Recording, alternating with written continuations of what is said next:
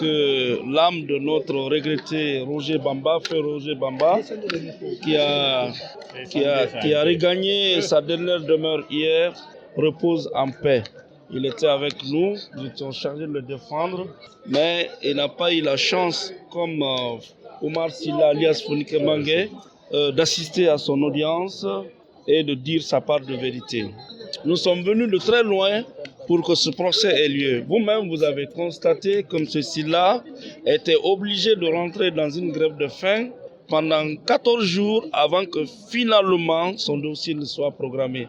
Alors que depuis près d'un mois, le dossier était prêt pour le jugement. Nous, avocats, nous avons écrit, réécrit, nous avons démarché, nous avons fait beaucoup de courses pour que le dossier soit enrôlé, mais en vain. Il a fallu qu'il déclenche sa grève de la faim. Sa femme s'inquiète pour que le dossier soit programmé. Donc Dieu merci, aujourd'hui il a comparu plus ou moins bien portant et il a systématiquement rejeté les faits d'attroupement susceptibles de troubler l'ordre public qui lui a été attribué, qui a été mis à sa charge. En réalité, ce 29 septembre 2020, il était sorti pour se rendre à la cour d'appel. Il venait à la cour d'appel parce que ce jour-là, on avait audience suite à l'appel que le parquet a interjeté, le parquet de Dixine. Et il faut retenir que le 29 novembre, depuis le 29 septembre, il était dans le collimateur. Il devait être arrêté, mis en prison. Le fait qu'il soit libéré par le tribunal de Dixine ne faisait pas plaisir à tous. Donc il était recherché, son domicile était pris d'assaut. Il a échappé à 3 reprises à des tentatives d'arrestation.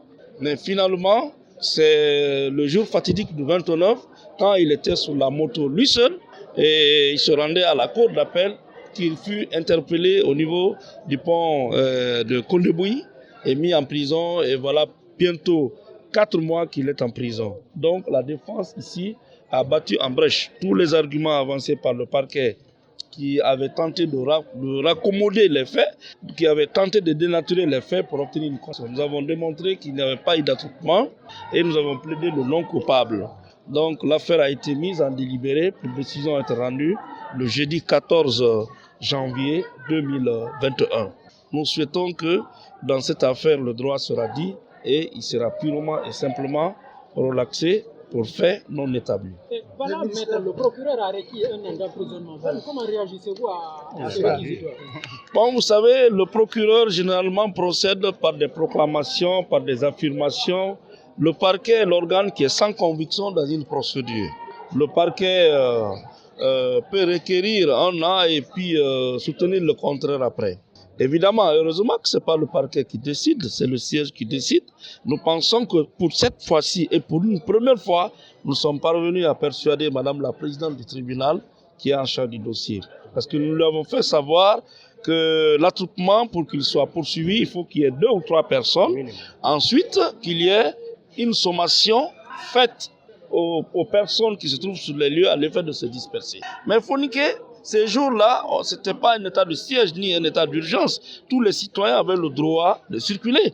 Et ces jours-là, il était dûment convoqué à la cour d'appel. D'ailleurs, c'est le motif qui l'a fait sortir de la maison. Sinon, vous ne voyez pas M. Silla sortir dans la rue comme ça, à tue-tête, et s'exposer.